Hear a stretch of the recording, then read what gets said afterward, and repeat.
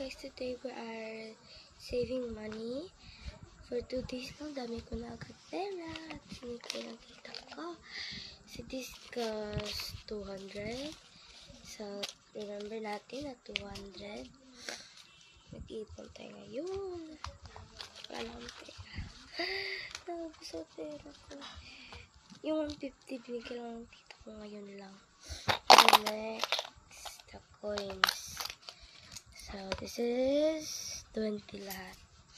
So, mga coins, syempre, ilagay natin na dito lang. So, 220 plus this coin.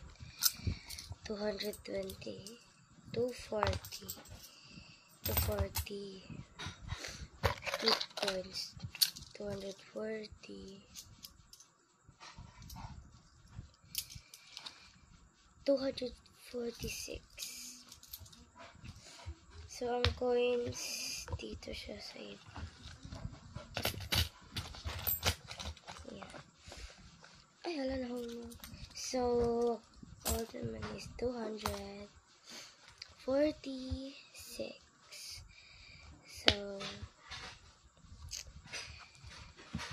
mag-save up tayo kasi kung ano mabibilin ko.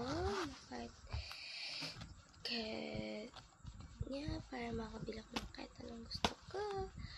So, yun lang. Bye-bye!